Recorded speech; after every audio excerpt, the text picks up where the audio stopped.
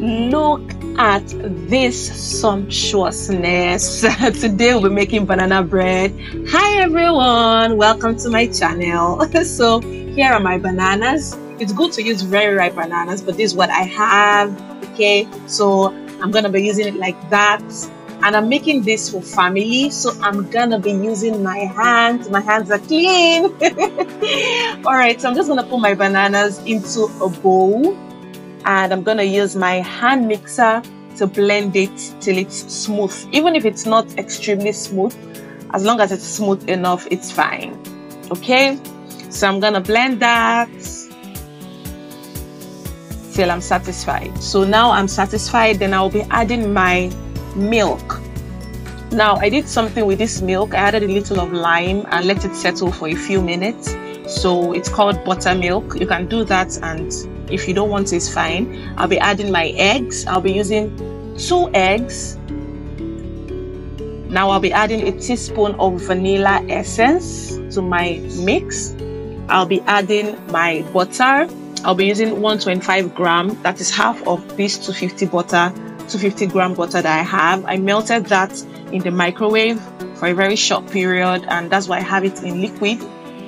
Okay, and I'm gonna stir all together using my hand mixer. You can also use your hand with a spatula to do this mix. If you don't have a mixer, that would work as well. Now I'm going to be adding my sugar, half cup of my sugar.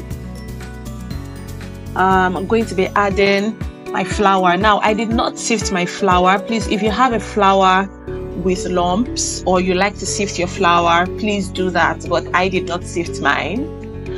Okay, I'll be adding my salt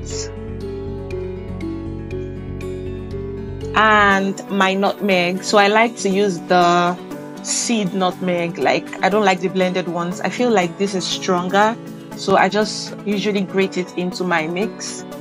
And I'm going to be adding my baking powder. Now I do not have baking soda, so I used baking powder instead, and I would explain that in the description box below. So if you do not have baking soda, you can actually use baking powder in the correct proportion, which I would put in my description box below. Now I'm going to mix it all together. Mix, mix, mix, mix, mix, mix.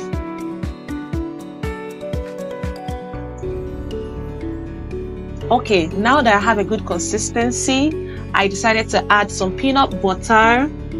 This is not extremely important, but it just adds sweetening to the mix.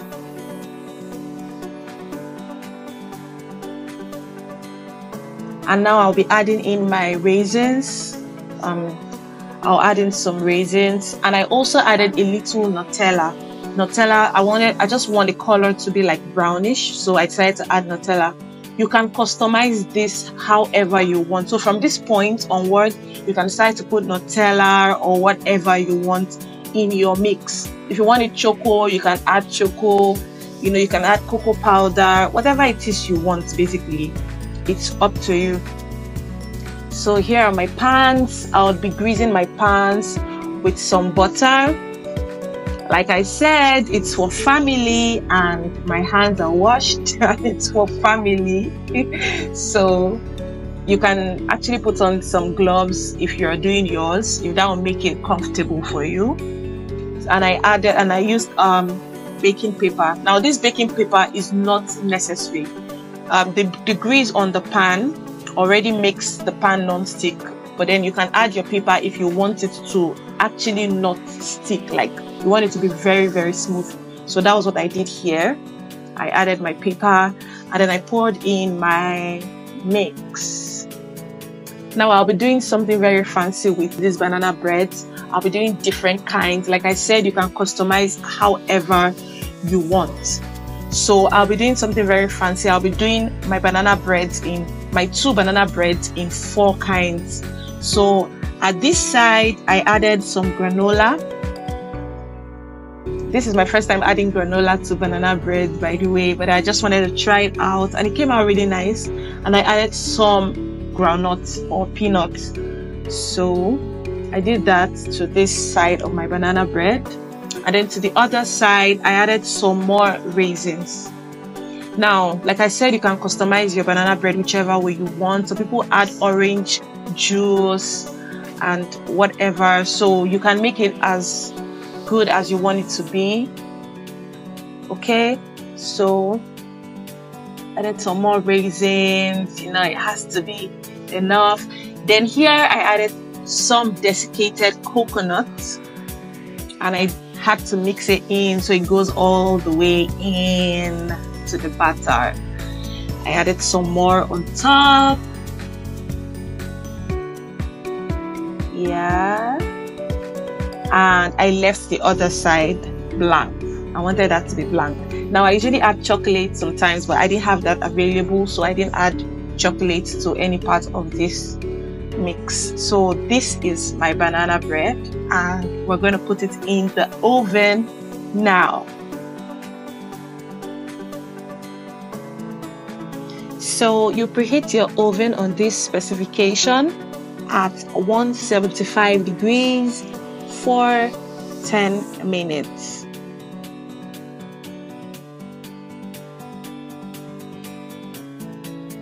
And once your oven is preheated, you bake your bread at the same specifications for 35 to 45 minutes. Now I did 35 minutes here, but you can see my bread is not ready yet. I guess because I have a big batter. So normally I wouldn't do as much as this in a pan. So basically this should work at 45 minutes. So I put it in for an extra 10 minutes, and yeah, it gave me this. So you could try 35 minutes first. If it doesn't give you what you want, you put it back for some more minutes. Alright, so here's my bread. It's still really hot. It's really hot here, but then you can see my bread is fully formed, delicious, sweet. This bread was sweet. Oh my god, I enjoyed every bit of this bread. Look at that. Just imagine taking this with some juice or with tea, and you could take any part you want. You could take the one with the raisins, or the one with the granola and peanuts, or the part with the coconut, or the plain one, and you're good to go. And like I said, you can customize your banana bread. You can add some orange flavor, whatever you like. It's just gonna come out well. That's why I like banana bread. You can do whatever you want. Thank you for watching. I hope you enjoyed this. Bye.